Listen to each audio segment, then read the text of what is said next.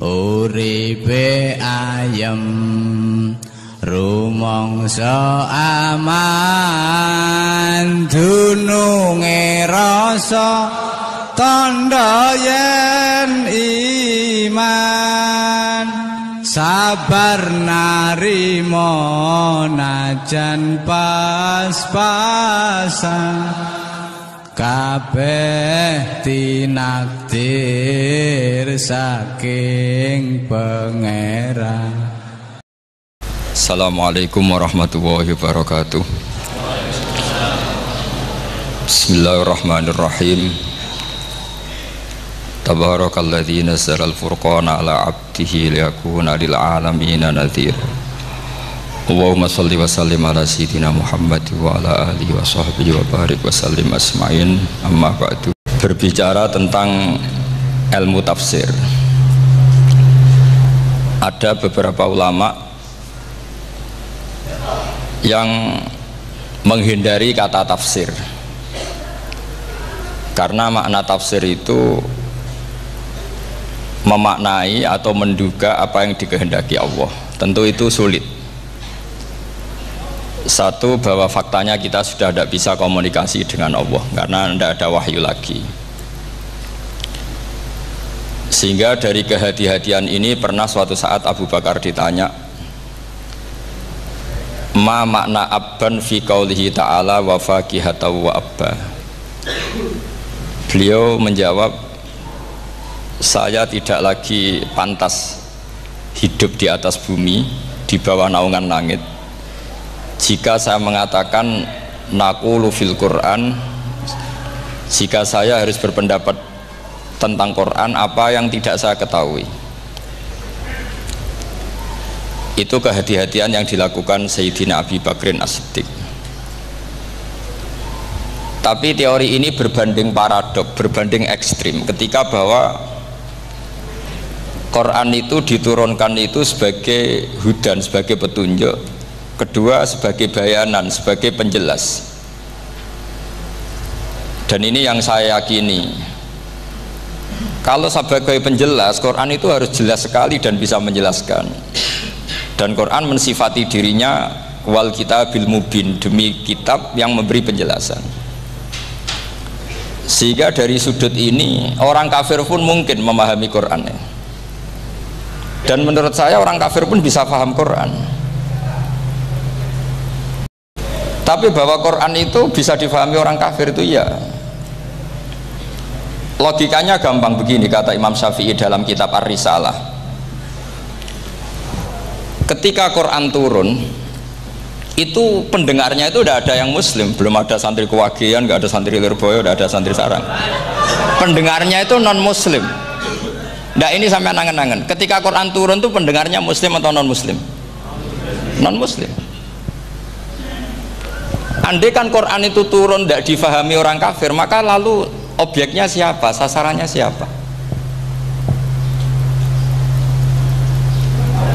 Nah sebab itu akan aneh kalau kita yang mondok, misalnya ngaji Edkon, ngaji Alfiyah, ngaji Ulumul Quran, apa saja, kemudian Anda tidak paham Quran, padahal orang kafir saja bisa paham. Nah ini tantangan bagi kita. Sing kafir wae iso paham Quran, masa kita santri ndak paham Quran. Makanya begini, di antara awal-awal periode Makkiyah ada surat disebut Qul ya ayyuhal kafirun. Katakan Muhammad ya ayyuhal kafirun. Karena mukhatabnya atau lawan dialeknya Nabi adalah orang-orang apa? Kafir. Mereka paham ketika dijelaskan Quran, paham. Dan sebagian mereka menjadi mukmin karena paham. Itu termasuk isi makalah yang saya utarakan di sini. Mereka tanya, ya Muhammad, siflana robbak amin dahabin amin nuhasin amin hajarin. Karena orang kafir jahiliyah itu punya tren yang namanya Tuhan itu fisik. Mereka punya Lata, punya Uzza, punya Hubal. Sehingga kalau Tuhan-Tuhan kita ini dari batu, Muhammad, katanya Anda punya Tuhan yang berbeda. Lalu Tuhan Anda ini dari emas atau dari perak. Turunlah ayat Qul huwallahu ahad Allahus somad. Lagi-lagi mukhatabnya adalah orang kafir. Makanya ini juga akhirnya jadi ilmu madhab. ilmu tentang firqah-firqah dalam Islam, bahwa kesalahan terbesar orang Khawarij sebagaimana yang dikutip Imam Bukhari, nanti sama cari di juz 4 atau di juz 3, pokoknya di bab babu qitalil Khawarij, karena Imam Bukhari punya adat diulang-ulang. Kata Ibnu Umar yang dikutip Imam Bukhari, innahum intolaku ila ayatin nazalat fil kufar faja'aluha alal mu'minin. Orang-orang Khawarij atau kalau sekarang orang-orang radikalisme itu meneliti Quran, kemudian ketika ada kriteria manusia-manusia tertentu itu dianggap itu kenanya orang Islam, korbannya orang Islam, padahal awal mula ayat ini turun untuk orang kafir atau kritikan pada orang kafir. Ini cilaka betul, karena logikanya seperti yang dikatakan Imam Syafi'i, ketika Quran turun ini nggak ada orang Islam, yang ada orang kafir, sehingga mukhatabnya adalah orang kafir.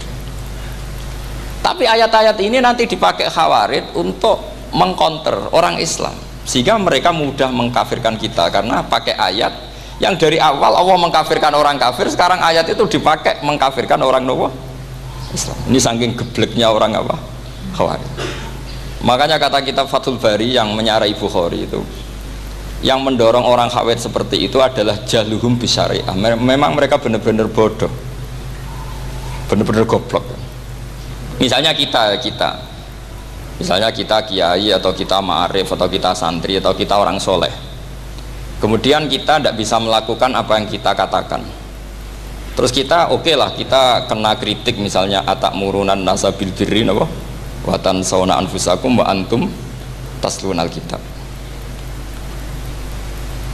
Terus kita katanya bisa ngomong tapi tidak bisa melakukan, terus dikritik dengan ayat itu mestinya tidak tepat, karena itu asbabun nuzulnya adalah orang-orang Yahudi karena tahu bahwa sifat Rasulullah itu ada di Taurat, mereka menyuruh keluarganya itu masuk Islam, tapi mereka sendiri tidak mau Islam. Kemudian turunlah ayat atakmurunan nasa bil birri wa tansawna anfusakum wa antum taslunal kitab afala ta'qilun. Sekarang perbandingannya begini, misalnya ada orang Islam, taruh saja Zaid itu maling, ya maling, konsisten dia malingnya sampai tua. Terus menurut Anda Zaid yang muslim ini, Zaid itu muslim tapi maling, jangan bilang maling tapi muslim, dia itu ya. Kemudian Zaid bilang ke anaknya, "Cung, kowe aja dadi maling, dadi santri sing soleh, sing maling bapak tok." Ndak. Ini menurut analisis usul fikih, ngomongnya Zaid itu benar apa salah? Benar kan? Nasihatnya ya benar, ngomongnya juga benar. Kamu tidak bisa ngeritik Zaid, kamu bisa ngomong tapi tidak bisa melakukan, tidak bisa. Fa innal amra bil ma'ruf wajib, wal qawla bil ma'ruf ya wajib, wal qawla bil haqqi ya wajib. Jadi itu hal yang berbeda. Misalnya fa innal amra bil ma'rufi wajibun, memerintahkan barang baik itu baik. Wa innal qawla bil haqqi ya wajib, mengatakan yang hak itu ya wajib. Berarti Zaid tetap kena khitab, kamu harus nasihati anak secara benar, kamu juga harus ngomong hukum secara benar. Lalu ketika Zaid ngomong hukum secara benar, cung ojo maling, maling itu dosa, cung ojo nerusno profesi ini bapak maling, maling itu tidak benar. Dia berarti sudah melakukan dua kebenaran, yaitu ngomongnya benar, nasihatnya benar. Dia salah, perilakunya tetap maling. Tapi jangan karena dia maling lalu omongannya nggak salah juga, berarti salahnya malah tiga. Makanya ini pentingnya ngaji sama ulama, sama ahli usul fikih. Jadi tidak bisa dicampur adukkan. Zaid gagal dalam perilaku, tapi jangan gagal lagi di nasihat. Nanti kalau dia tidak nasihati, maka anaknya terus maling, alasannya niru bapaknya. Karena bapaknya kalau mau nasihati nanti disemprit sama santri-santri, "Pak, sampean ra oleh nasihati anak era sama maling, sampean dhewe maling." Oh, tidak bisa cara usul fikih. Itu malah yudroku kulluh, la yudroku napa? Kulluh, atau bahasa populernya al-maisur la yasqutu bil ma'sur. Misalnya kita sebagai kiai hanya bisa takrib, hanya bisa jurumiyah. Apa muda Fatul Mu'in cek abote, bulet, maknanya bulet. Kamu tidak boleh ngomong gini, "Cung, kowe sebagai muridku kudu nurut aku. Nak gurumu goblok tok takrib, kowe tok takrib wae. Gak oleh ngelangkai guru, gak sopan gitu misalnya gitu. Gak boleh gitu. Tetap kita ngomong, "Cung, kowe aja koyo aku. Kowe kudu alim Fathul Mu'in, alim Fathul Wahhab." Sama ndak bisa protes. Pak guru sendiri ndak bisa. Kebenaran tetap sebagai kebenaran meskipun kita ndak kuat melakukan atau ndak bisa melakukan. Lagi-lagi ayat itu sebenarnya ada untuk kita, untuk orang Yahudi, atamuruna nasa bil birri wa tansawna anfusakum wa antum taslunal kitab. Sebab itu istidlal dengan Quran itu memang resikonya tinggi kalau tidak bagi mutabakhir, karena ya itu tadi, ini harus ada pengetahuan yang luas tentang asbabun nuzul, tentang kriteria. Nah, kalau terpaksa, saya katakan terpaksa, kalau terpaksa kita itibar itu boleh, tapi itu terpaksa. Bahwa Allah mengkritik orang yang bisa ngomong tapi tidak bisa melakukan. Tapi itu secara usul fikih itu runyam. Teori ini runyam sekali, fatal. Sama lihat tuh di kitab Bajuri atau di kitab-kitab fikih yang lain. Ketika Shahibil Burdah atau Shahibil Bur'ah itu yang Imam Busiri itu, Muhammad bin Busiri itu. Niku salah nama tapi kadung populer. Jadi sebetulnya Imam Busiri itu Shahibil Bur'ah bukan Shahibil Burdah, tapi kadung terkenal Burdah, kita ikut-ikutan apa? Burdah. Imam Busiri itu ngeluh, saya ini orang yang banyak kesalahan. Di antara salah saya adalah saya bisa ngomong tapi tidak bisa melakukan. Yaitu saya ngomong misalnya orang supaya tahajud, saya tidak tahajud. Saya ngomong orang supaya sholat sunat, saya nggak pernah sholat sunat.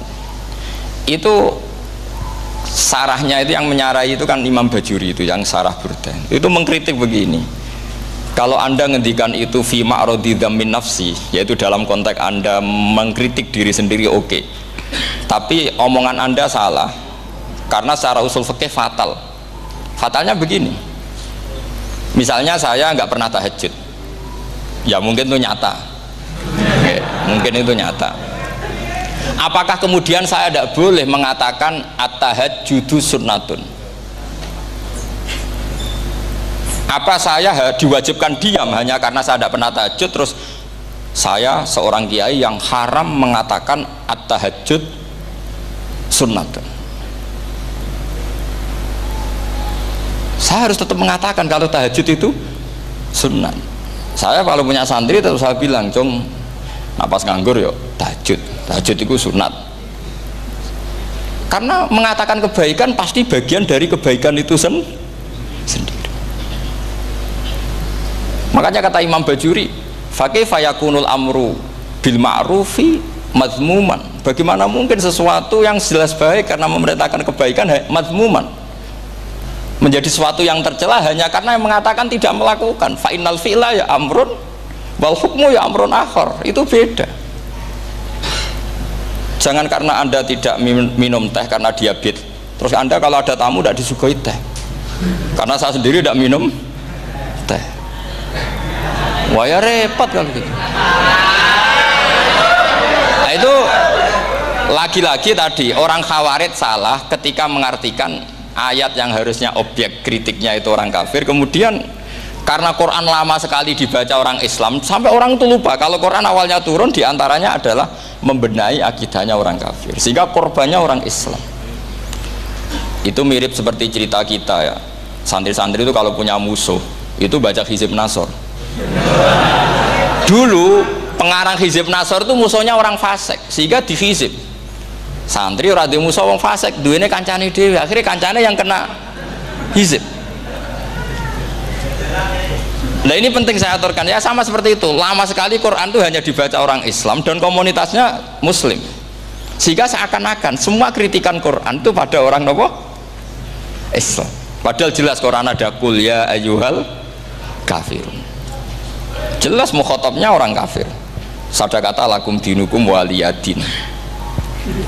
Nah ini penting kalau aturakan. Makanya kalau melihat itu, Quran jelas bisa difahami orang kafir.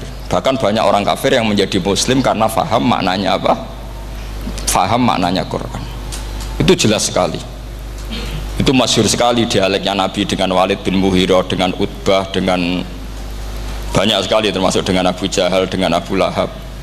Bahkan orang-orang kafir Quraisy itu menyewa namanya Musailamah Al-Kadzab. Kalau di sini umumnya baca Musailamah apa Musailimah? Trennya di sini pakai fathah ya. Oh, itu entah ya, nggak tahu saya yang masalah yang mana itu kan, karena memang kalau dalam ilmu riwayat itu sekali salah baca itu kasus betul, kayak Sa'id bin Musayyab atau Sa'id bin Musayyib itu ketika beliau sugeng itu kalau dipanggil Sa'id bin Musayyab itu marah besar, karena maknanya Sa'id al-Musayyab itu yang ditawan. Makanya beliau bilang sayyabatni Irak wa anal Musayyib. Orang Irak mengatakan saya ini ditawan, sebenarnya saya yang menawan mereka. Tapi al-masyhur itu dibaca Sa'id bin Musayyab, padahal dia tidak mau dipanggil Sa'id bin Musayyab, Sa'id bin Musayyab. Karena nama ini penting. Pentingnya begini, ini kata Rasulullah kalau sedang guyon, kata Nabi, mbok kamu itu sekali-kali mikir, kenapa saya ini diberi nama Allah Muhammad, katanya. Ini hadis sahih di Bukhari, ada di Kitabul Adab, banyak lah teks ini. Kenapa ya Rasulullah? Allah itu senang bingung wong kafir, kata Rasulullah. Karena Abu Jahal kalau manggil saya jadi bingung. Itu kalau orang Arab kan pasti tahu maknanya. Muhammad maknanya orang yang terpuji. Sehingga kalau Abu Lahab ngomong itu jadi paradok. Hei orang yang terpuji, kamu bohong. Kan jadi aneh.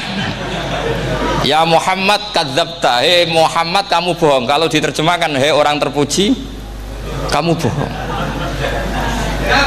Itu akhirnya sahabat tertawa-tawa, karena cek pinter deh pangeran milih nama kamu ya Rasulullah, karena ini bingungkan musuh gitu. Makanya kalau kamu udah anak kiai itu anak kamu panggil, namakan saja Agus, pasti satu pondok manggil Gus semua. Itu aman itu. Itu mbok yang nggak seneng tetap panggil Gus. Karena kalau untuk Gus putra kiai kan butuh di bapak kiai, kan bapak kadung rakyat itu kan, itu ada triknya, yaitu anaknya dinamain Agus. Nah, itu Rasulullah itu sudah dipilih sedemikian rupa oleh Allah, perilakunya benar, ahwalnya benar, sak namanya juga benar. Sehingga ketika Abu Jahal, Abu Lahab tahu bahwa nama Muhammad ini problem, karena ini madah itu memuji. Sehingga mereka kalau mencari Muhammad tuh bilang ainal madmum, mana orang yang tercela.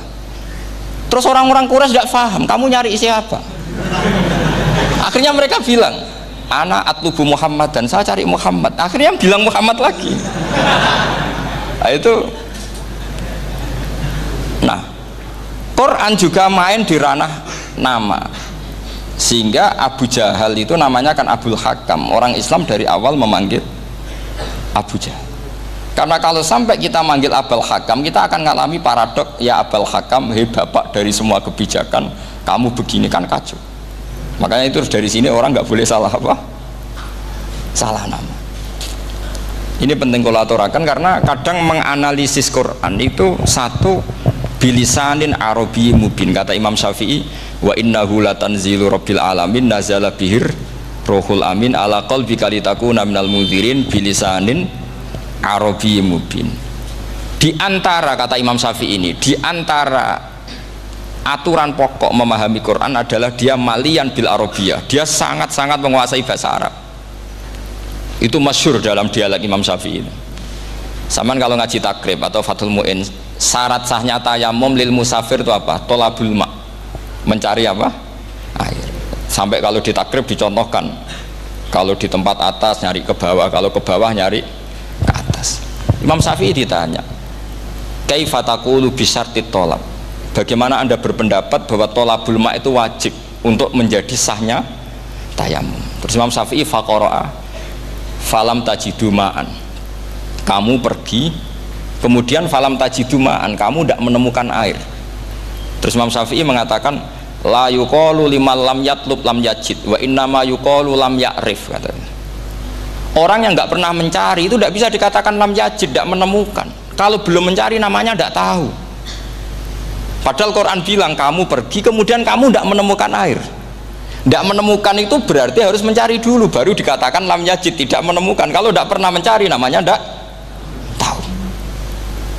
Hanya gitu tok itu jadi ilmu bahwa tolabul ma itu wajib karena Allah mengatakan falam tajidu ma la yuqalu liman lam yatlub lam yajid wa inna ma yuqalu lam ya'rif. Subhanallahi wa bihamdihi adada khalqihi wa ridha nafsihi wa zinata arsyihi midada kalimatih. Subhanallahi wa bihamdihi adada khalqihi wa ridha nafsihi wa zinata arsyihi midada kalimatih. Subhanallahi wa bihamdihi adada khalqihi wa ridha nafsihi wa zinata arsyihi midada kalimatih. Subhanallahi wa bihamdihi adada khalqihi wa ridha nafsihi wa zinata arsyihi midada kalimatih. Subhanallahi wa bihamdihi adada khalqihi wa ridha nafsihi wa zinata arsyihi midada kalimatih. Subhanallahi wa bihamdihi adada khalqihi wa ridha nafsihi wa zinata arsyihi midada kalimatih. Subhanallahi wa bihamdihi adada khalqihi wa ridha nafsihi wa zinata arsyihi midada kalimatih.